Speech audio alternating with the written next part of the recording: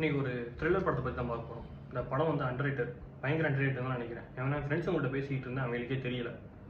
படம் பேர் வந்து குரங்கு பொம்மை. 2017 வந்த படம். அந்த படம் வந்து ஒரு மாதிரி பயங்கரமாக இருந்துச்சு.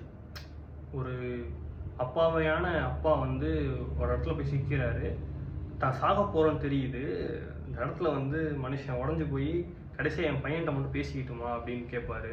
ஆனால் எப்பயும் போல் படத்தில் இருக்க வில்லன் வந்து அவன் வில்லன் தானே, அவன் என்ன யோசிப்பான், அவன் சைடு ஒரு நியாயம் இருந்துச்சு. ஏன்னா காசு தானே எல்லாமே அப்படின்ட்டு சொல்லுவான். காசு தானே எல்லாம், அதுக்காண்டி தான் எல்லாம் ஓடிக்கிட்டு இருக்கோம், கொன்று தானே ஆகணும் அப்படின்னு கேட்பான். அது பயங்கரமாக இருக்கும். பாரதி ராஜா சூப்பராக நடிச்சிருப்பாரு. கடைசியில் அவர் கொன்றுவார். அதுக்கப்புறம் வில்லனுக்கு ஒரு பயங்கரமான ட்ராஜடியில் கொண்டு போய் கதையை முடிப்பாங்க. ஹீரோவுக்கு வந்து ஒரு மாதிரி ஆயிரும். படம் ஃபுல்லாக இருக்கும். குரங்கு பொம்மை படம் பேர் 2017. போய் பார்க்காதவங்க போய் பாருங்கள், நல்ல படம்.